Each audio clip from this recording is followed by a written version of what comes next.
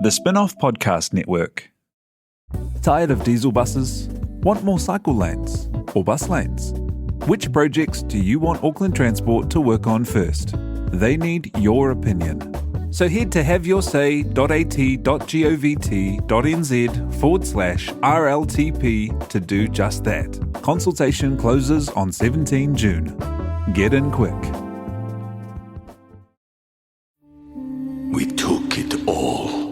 We brought them to our land. An endless night, ember hot and icy cold. The rage of the earth. We made this curse. Carved it in the blood on our backs. We did not see.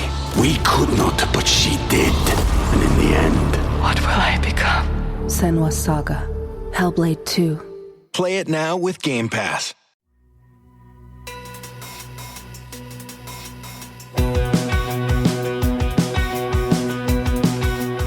Nau mai hoki mai ki other fold. E mihi ne, ko Duncan Greive tōku ingoa. My guest today is William Terite, who honestly might be the most, it's very rare that someone comes on the fold where I'm like, damn, you're a bigger media nerd than me, but it happened this morning. He is the new host of Pacific Mornings on the Pacific Media Network.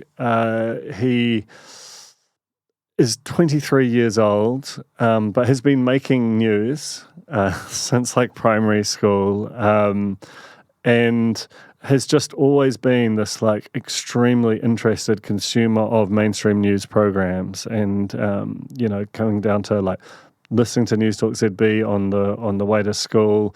Absolutely riveted by the Mike and Hillary era of 3 News growing up, and left school early to basically go to radio school, and at the same time got a job at NZME working on marketing for Newstalk ZB. Worked there for a few years, then got what was 100% his dream job, working for Newshub, and was working there when the hammer blow came down recently, and since then has been recruited by a good friend, former colleague Justin Latif, to run and to kind of re-angle the flagship Pacific Mornings show for the Pacific Media Network. And basically, we just sort of talk through his life in news, get him to reflect on what it was that drew him to it, but also some of why news maybe has been sort of regarded as something that fails young people to an extent. He has some interesting stuff to say there. We talk about the Mark Weldon era at MediaWorks, which I'm sure almost no one in high school was even aware of, but he was writing essays on, and that really speaks to the kind of absolute pathological news junkie that he's been for most of his life. And then his experiences at these various news organisations along the way, and you can really feel the passion for news, and particularly for Newshub, to land there and to get to experience the other side of the manufacturing side of what he'd always known about it as an audience member. And it's really poignant to hear just the story of someone who was so enamored of and such a believer in this product. And I think he encapsulates the way a whole lot of people who still currently work at Newshub are feeling about this beautiful, really mission-driven culture that is now in its final weeks, and in some ways, is just another one of hundreds of stories of people who basically showed up to work every day to make this product. And it's, I don't know, every so often it catches me, and it still seems kind of unbelievable that it will be going. And so he gives a sense of that, but also an update on how that newsroom is travelling. And spoiler, it's pretty not great in terms of how that's all kind of bedding in with those who are working there.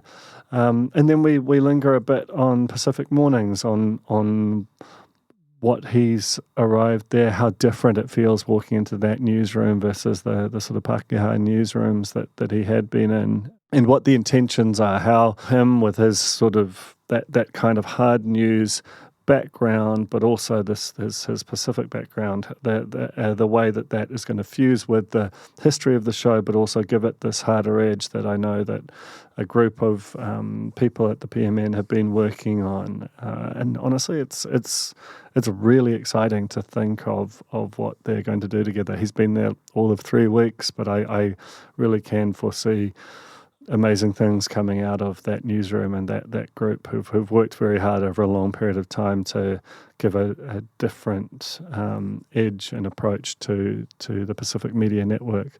So this is William Terite, the new host of Pacific Mornings on The Fold. Kia ora, Will. Welcome to The Fold. Kia ora. Thanks for having me. I'm so excited to be here. I was just saying off the mic, I'm such a media nerd, so to be here at the spin-off, I was like, woo-woo! I really sensed that when I was sort of looking through the sort of talking points at a time. I was like, damn, this dude has been in it for a long time. So let's start there. Like, most people have journalists kind of get a fascination with news at school, but not many of them make it. Tell us about the After School News Club. Yeah, so when I was around 9 or 10, born and raised in South Auckland in Otara, I went to a school called Baird's Main Freight Primary School, Main Freight after the company. Amazing, right? Yeah, that's right. And so one of our teachers just had this really cool idea. I don't really know what the motive was. I mean, maybe because we were troublemakers after school, I don't know. But basically, she started this after-school news club, and the only reason I went to it is because my best mate, it was his mum. And so she said, well, look, just come along, give it a go. And so my parents let me go to it, and I loved it. I was hooked by it. So basically, what we did, we'd run around the school with our iPads, and we would film stories around the school, and it could be anything from like, what's in our sandwiches at the moment. I remember a big talking point was peanut butter, or the lack thereof. Some kids, obviously because I'm from South Auckland, some kids coming to school with no shoes on, or our lunches were, varied, right? And so, yeah, we got into those kind of topics. I became the default weatherman, so I became known around the school as Will the Weatherman. And so basically what we'd do is we'd spend the afternoon making a news bulletin, and then our teacher would edit it overnight, and then we'd play it to the school the next morning, which was just exciting. And I remember the first time that we did it, we were so excited, and like I say, it just grew that rep around the school of being like Will the Weatherman pretty much. And so I just got hooked. I got hooked on like the creating stories and then filing it. I mean, we were kids, of course, but just from there, it just grew my love for news pretty much, yeah. So were you, at the time, already a kind of, what was your relationship with news? Were you watching the 6 p.m. bulletin, or did it sort of grow out of the fact that you were making it and suddenly now you kind of had to pay attention a bit more to the product itself? I think, we had Barbara Dreaver come to our school a few years prior to that, and I was interested in what she was doing. Obviously, it was very foreign. She had a camera operator with her, and we were walking around the school in lines, and I kept asking, why are we doing this? So there was a bit of interest there, of course. But yeah, I think mainly it really did kickstart once I started making news items, and then, having that satisfaction of people, enjoying the stories that we told. And then from there, it just quickly became a relationship with news. Would listen to Newstalk ZB in the mornings with my grandparents dropping me off to school. At the time, it was Paul Holmes. And then, obviously, it switched over to Hosking. Anyway, getting nerdy here. But then, as well, like 3 News at 6 with Mike McRoberts and Hilary Barry. Oh, my gosh. That was just... I would love, it would be appointment viewing. I'd sit in front of my grandparents' TV screen and we'd watch it. And I remember, we'd talk about Paddy Gower and the politics that he was, obviously covering. And then, I'm such a tragic. So I remember I got so obsessed with 3 News, I would call TV3's Flower Street reception asking for a tour of the building. They always said no. I know. They said no, and then I remember at one point I was like, I want to be a set designer because of 3 News set. Like, I can still remember that glass desk with Mike McRoberts and Hillary. So I tracked down the set designer and I emailed him and I asked, how can I be a set designer like you and make TV news sets?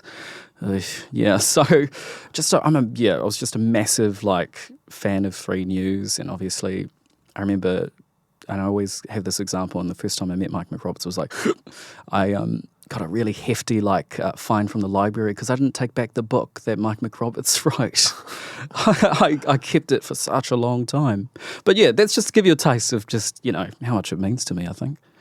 Did that mark you out? Because it's sort of different within your school context and your friend group, the fact that you had this, a lot of kids will be aware of news, might consume it occasionally, but to be such a voracious kind of super fan of the medium and of particular presenters, that I'm assuming that wasn't the default for your peer group. No, it wasn't. Everyone else was interested in after school sports, and my thing was just news. Whenever we could talk about it, I'd be like, hey, you guys watch 3 News last night? And I remember I got so invested in politics in 2011, Phil Goff and John Key, because of the news, right? And so I followed it so closely. I remember I did a speech on Jacinda Ardern well before she became Prime Minister. I was 11 when I did the speech on Ardern. And so everything I did in primary school, I would try and compare, what would Labour think of this? What would Labour do? Obviously National was in government at the time. But yeah, I just got so hooked on it and it just became such talking points. I'm sure it drained my mates. Definitely drained my mates in high school anyway. I can imagine. I promise you get out of your school years. But I understand you wrote an essay about a mutual obsession. I covered this in early as the spin-off. It was one of the first stories that really powered the organisation and felt like it was unfolding in front of us. And that was the Mark Weldon era at MediaWorks. Oh, yeah. And he sort of came in, former boss of the NZX, former Olympic swimmer, had this it turned out to be in some ways prescient theory that, to kind of attract viewers to terrestrial television, you needed to have multi-night reality TV shows and that they would deliver a better return on investment for audience than news would. But that was a very traumatic thing. You had Campbell Live kind of campaigning for its life. You had the end of 3D and so on.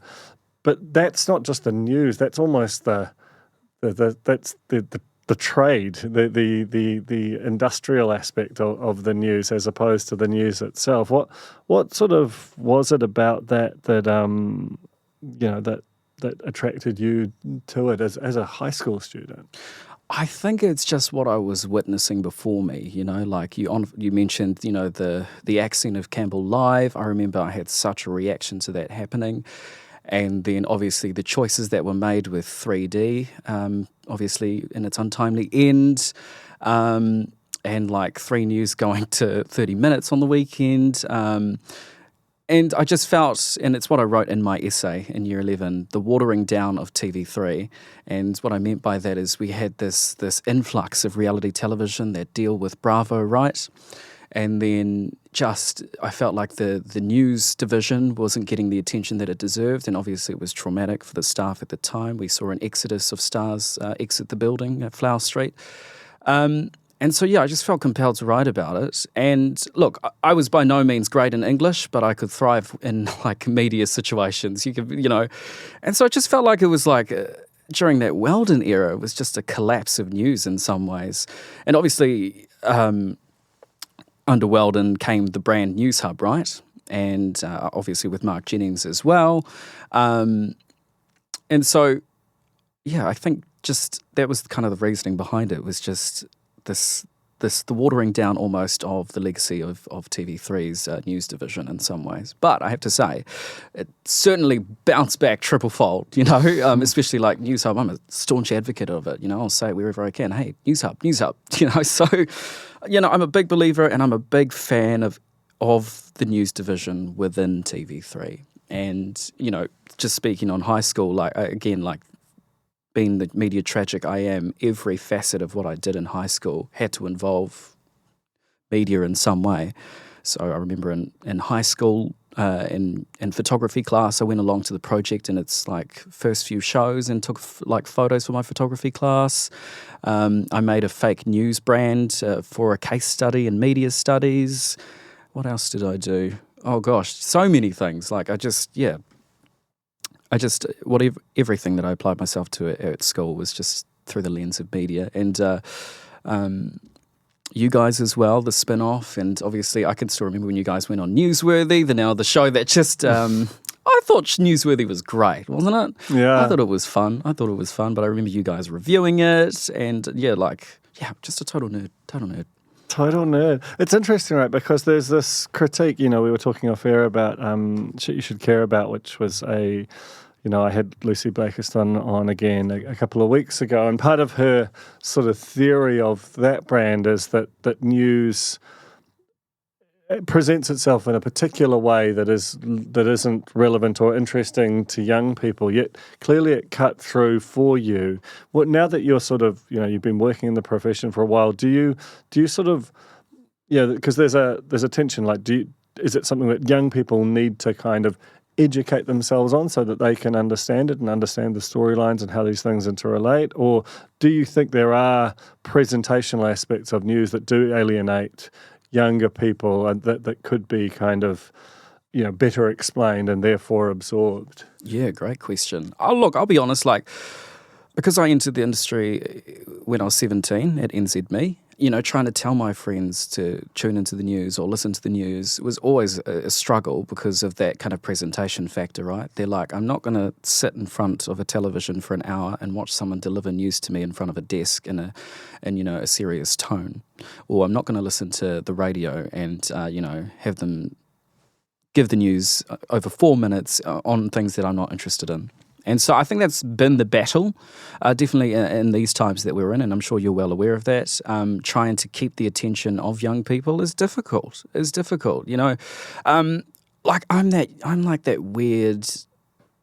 a weird case study, right? Because you can sit me in front of the television. I'll watch the news forever, and that's not even in New Zealand. I love to watch UK, US news as well, but. Yeah, I think that is the real challenge for our media companies, right? It's just trying to, one, keep that attention from younger people, and obviously trying to find the right groove in terms of the delivery of that for them. I don't know. What do you say?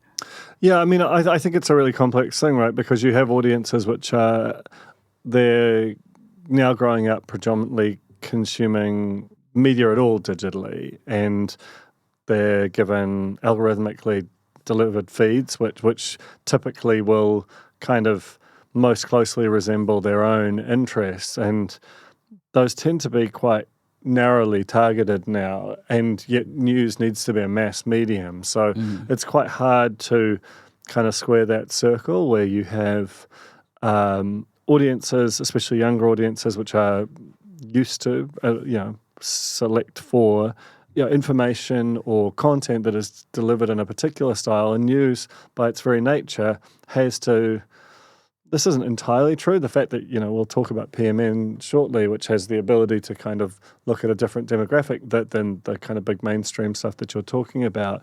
But it is just, I still don't have a great handle on how you solve that tension between the requirements that news be mass and that the content preferences being narrow, I suppose. Yeah, for sure. Interesting. Yeah. I mean, look, that's it's the battle. It's the battle that we're all in, and I think all media companies are feeling it, right? Even us at PMN, right? It's just how do we engage our young Pacific audiences? Yeah. So we'll talk about that shortly, but one thing that's interesting to me is, you're 17, you've been besotted with news for most of your life by that stage. But at the same time, that Mark Weldon era that you talk about was on some level a verdict on the financial integrity of news. And even then, and certainly subsequently, that, as a career path, it hasn't looked like the sort of solid professional kind of business that it had been, certainly for me growing up. But clearly that didn't put you off. Was that a consideration for you, or was the gravitational pull of it so powerful that you were just going in as soon as you got the chance, no matter what? Yeah, no, not at all. I mean, obviously, it was well publicised when 3 News switched over to Newshub, the situation of why they were doing it, right? They wanted a multimedia platform that could, stretch on their radio, TV, digital networks, etc., kind of a cost-saving measure in some ways. I saw that rebranding of 3 News to Newshub as actually something positive. I watched that. I made sure I watched Newshub at midday with Jeff McTainch for the first bulletin because I wanted to see what this was all about. And I can still remember that day. It was just full of the TV3 rundown was just full of like the Newshub ads. Do you remember that? But I just felt a renewed sense of I want to be in this industry from that, not just from that rebrand, but just, it felt like with the merger of NZME with the Herald and Newstalk ZB coming together, I thought there was another positive thing as well. And that, like I say, that gravitational pull was already there. And so I was so desperate to get into the industry. Like you say, I jumped into it when I was 17. My parents kindly let me drop out of high school after year 12. It was abundantly clear to me that it wasn't for me, and I wanted to have a go at getting into the media industry. Obviously, in retrospect, I probably should have stayed at school in some ways. I don't know, your career seems to have gone pretty well, oh, yeah. to be honest. Yeah, but I can still remember my media studies teachers at the time advising, don't do that, go to broadcasting school in Christchurch, and that's the way forward. Financially, broadcasting school wasn't going to be a viable option, let's be honest. Someone from South Auckland, and, family's a big thing for us, so departing family to go all the way down there just wasn't a viable option for me. And so, yeah, like I say, my parents let me leave high school. I went to this radio school on Queen Street in Auckland, and soon after started getting involved at NZME, and basically managed to weasel my way in with a marketing job and for the Newstalk ZB's marketing team. Yeah. So how did it feel to go from, albeit marketing not necessarily being the creation of news, but you're much, much closer to the organism itself by then, to kind of walk into that room having been such an avid consumer of it for so long? Oh, yeah. I can still remember, I was overwhelmed. I know, look, I was 17 and I was freaking out to see Leighton Smith. Surely the only 17-year-old in New Zealand for whom that was true. And I can still remember Angela Dravid's face on it for the spin-off. But yeah, no, I just... It was so good to be so close to the action at ZB. These are the people I'd listened to, and, it was always the intention, get your foot in the door and then, try and pivot into news. And so, my bosses at the time were really supportive of that. So, while I was doing my marketing job, they'd let me read the traffic for ZB on the weekends, and then slowly just chipped away at building relationships in that newsroom, and then they finally gave me a chance at becoming a news reporter. Yeah. So how did you, this industry, there have been, I think, reasonably justified critiques of it as not necessarily a great place for young Pacific or Māori journalists to enter in at various times. How did you find it coming in a little bit more recently as a place to land for someone with your sort of background? Yeah. Look, I don't think it ever was a barrier, especially in these recent years, right? I'm sure it would have been earlier on.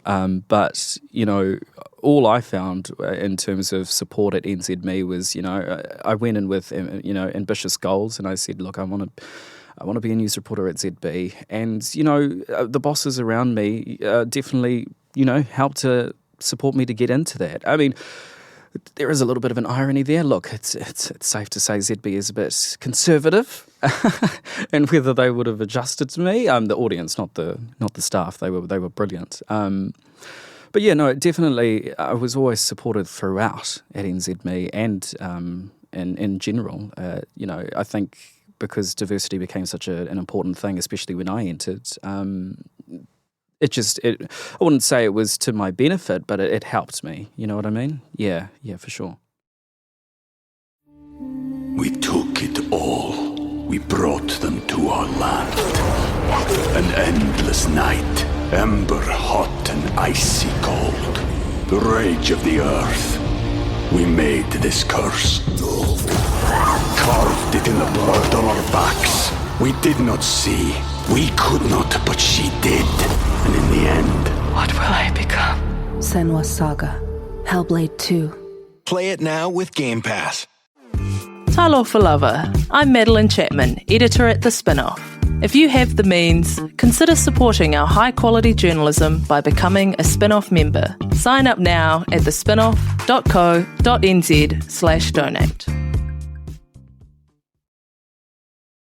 And subsequent to that, you got what must have felt like a total dream job, going into Newshub, where you never got that tour, but you got a role there and rose quite quickly through the ranks. Tell me about how that came about and what it was like to walk into the space that you had sort of studied through various iterations for years and years prior to that. Yeah, for sure. So after about, I think it was 3 years all up at NZME, and that's including my marketing time, Sarah Bristow, who was the director of news at the time. Fantastic person. Absolutely.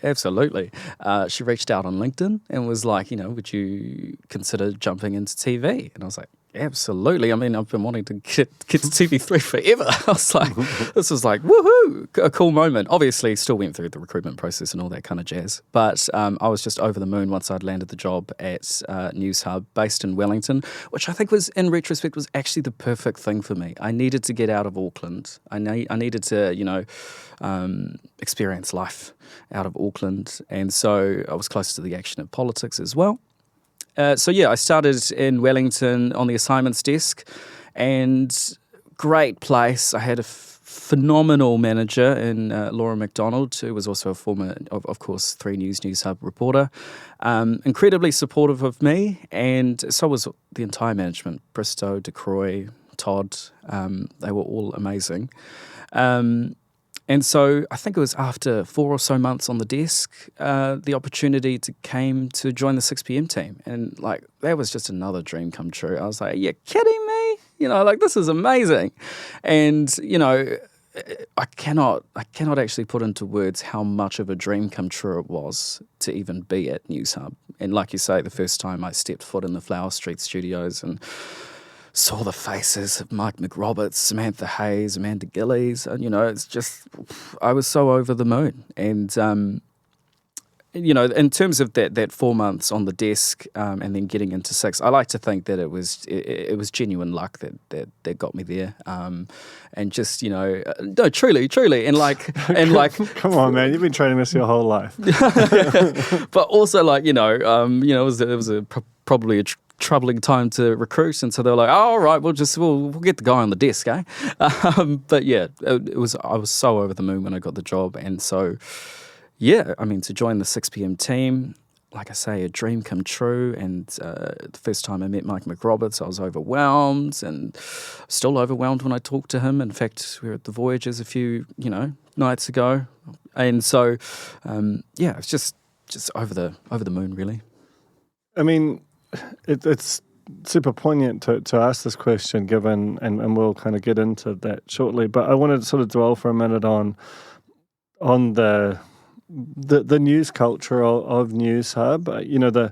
I always sort of think about the just generations of talent and that really specific tone that is expressed by them. There's just something about this kind of underdog mentality and a culture of doing it for one another, and and you see it in characters like, Paddy and Hillary and so many others, the sense of they actually do consider how to make the news pop for people, that it's not just a kind of, an even-toned thing that you have to, you're excited about it, make the audience feel excited about it.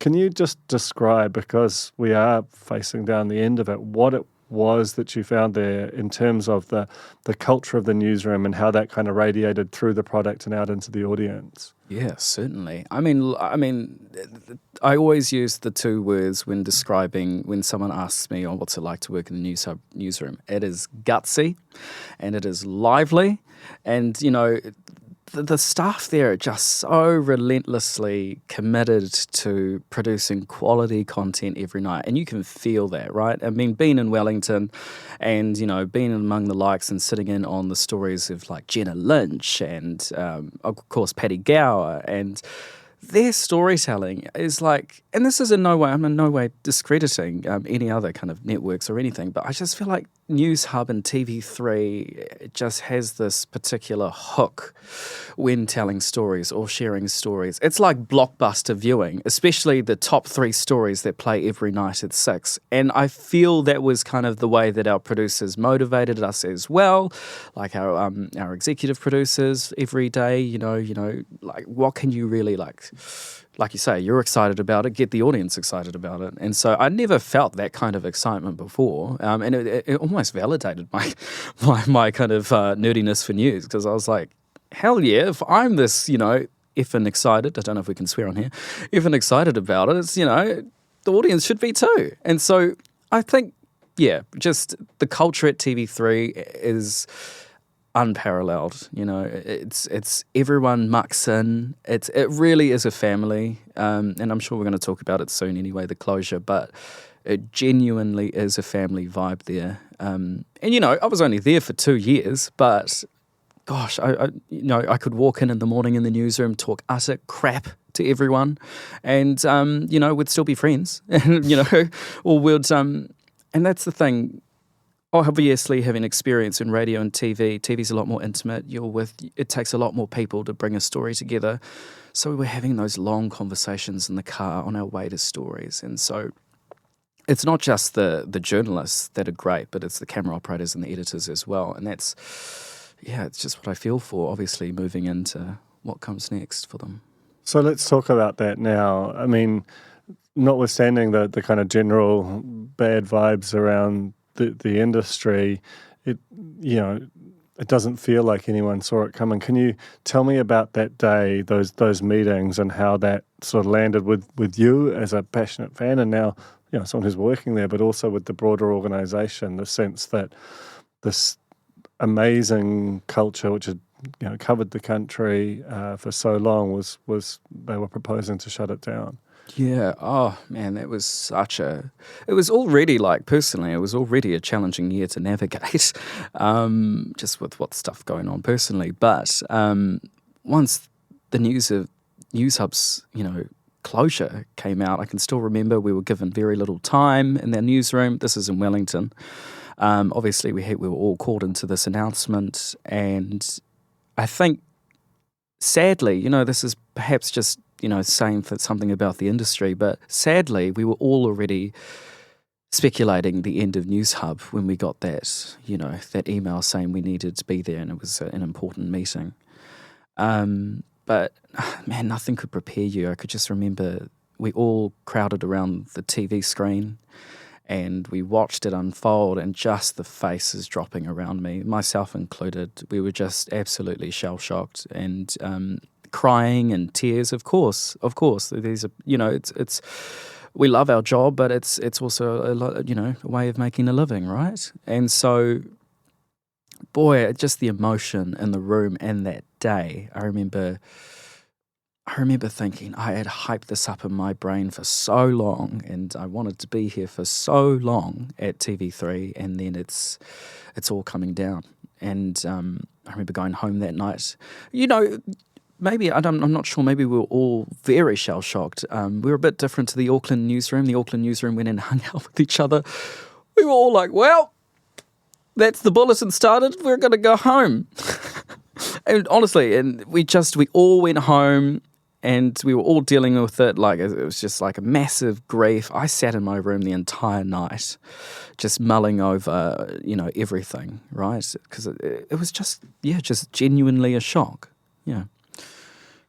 And, how, since then there have been these kind of waves of announcement. First, that the confirmation that it was happening, TVNZ's response of, doing some, making some cuts of its own, Stuff picking up the contract very quickly after the the proposal, and now more recently there's kind of questions over what happens to the archive, to the Newshub site, and now the announcement that it'll be called 3 News, which is obviously a historically important name.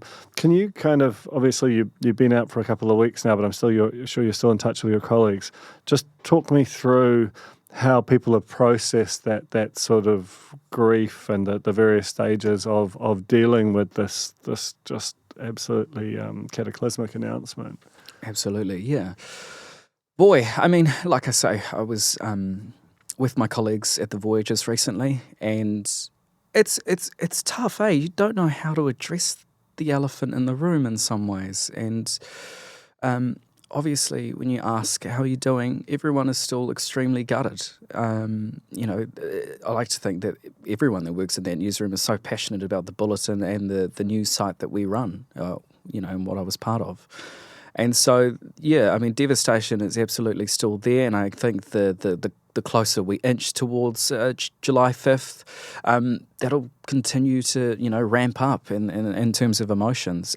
But in terms of feedback and what I'm hearing from colleagues still at Newshub, it's a lot of, what now and, how is stuff going to do it?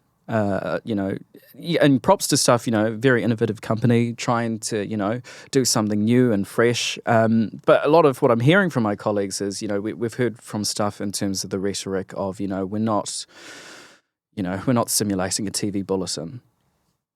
Ironically, it is a TV bulletin.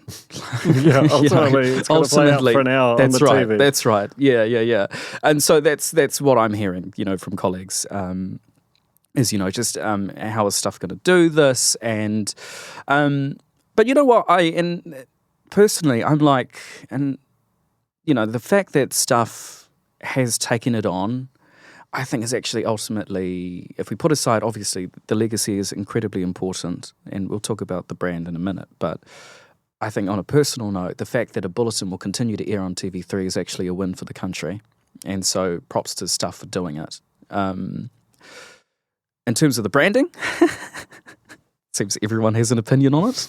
I've heard from colleagues who are, disappointed that 3 News is what it's going back to, or moving forward as, obviously because of that legacy that's attached with the name 3 News and 3 National News, etc.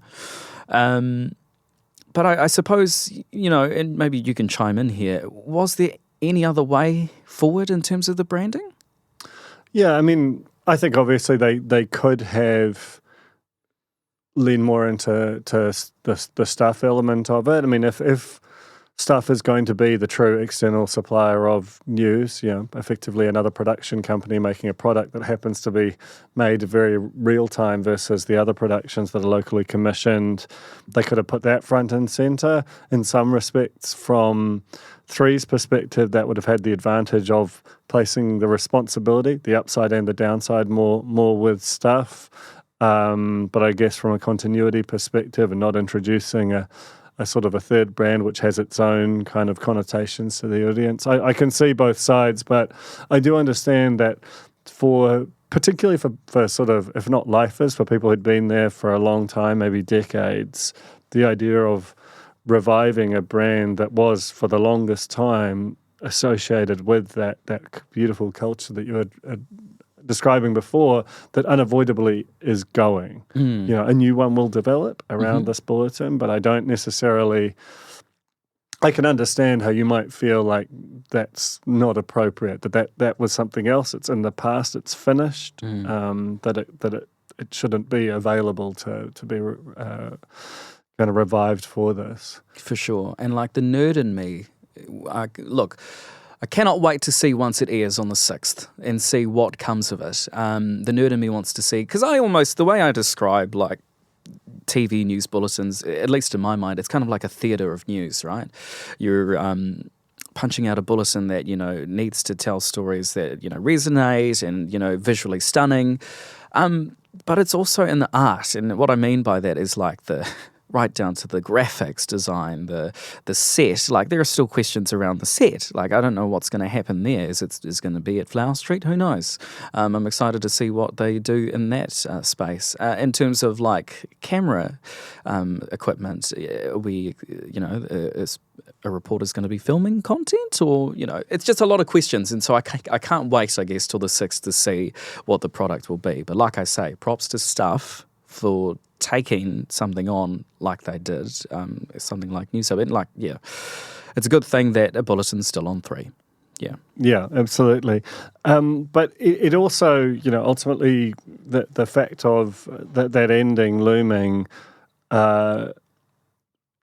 it has presented an opportunity to you, and the reason that we're here talking is because you're now presenting Pacific Mornings as part of Pacific Media Network.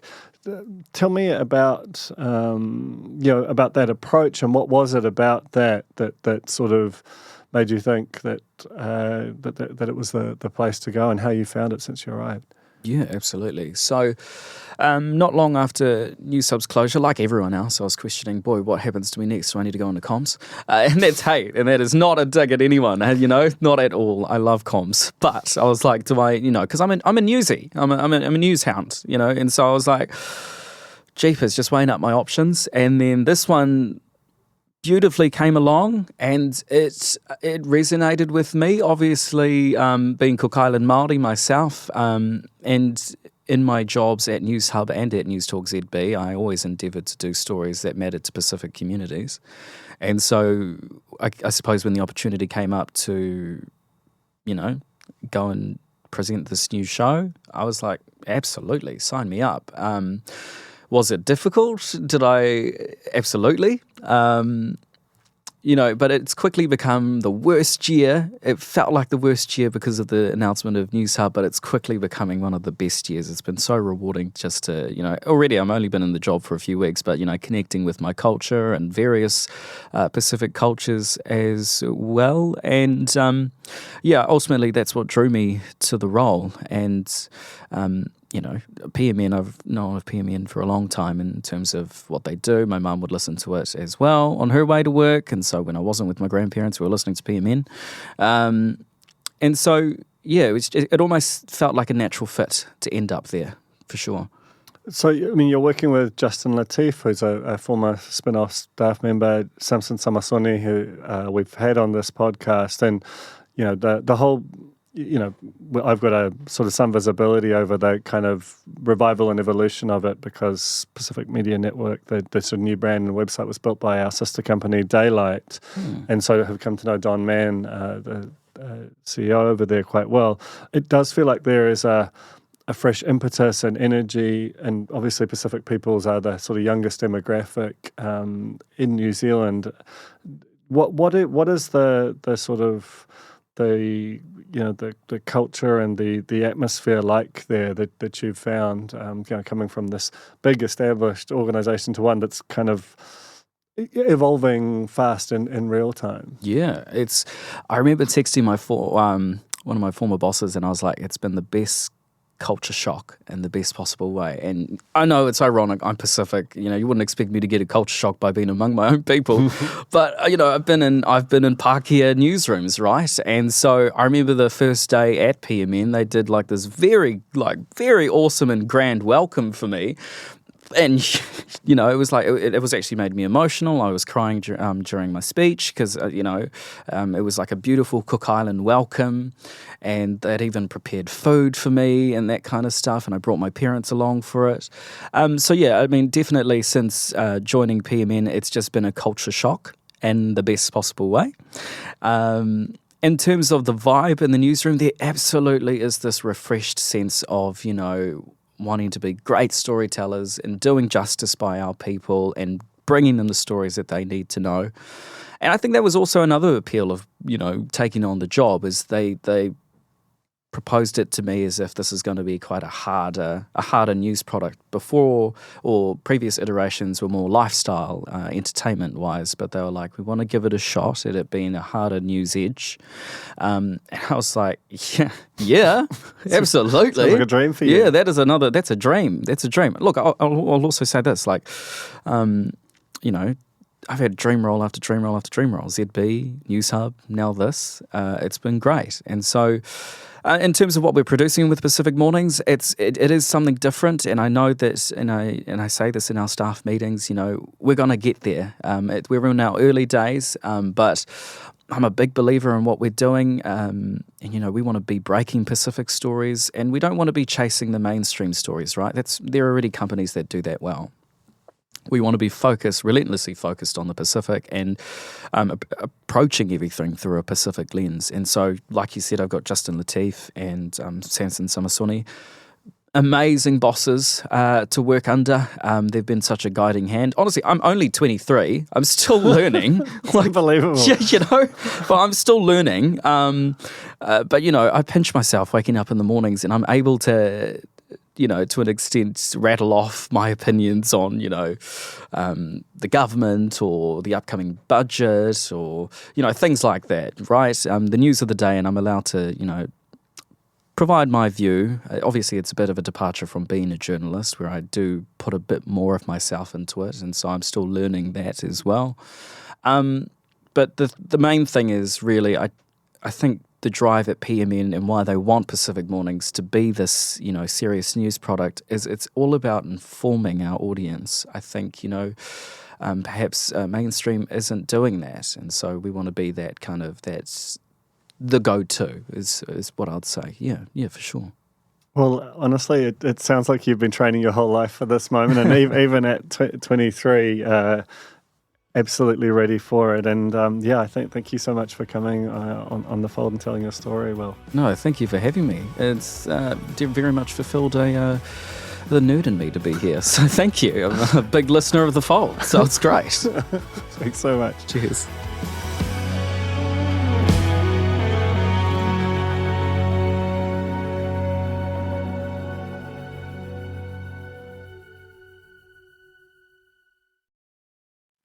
Kia ora e te iwi, Te Aihe Butler here, podcast manager at The Spinoff. If you enjoy listening to our podcasts, consider supporting our mahi by signing up to become a Spinoff member at thespinoff.co.nz/donate. The Spinoff Podcast Network.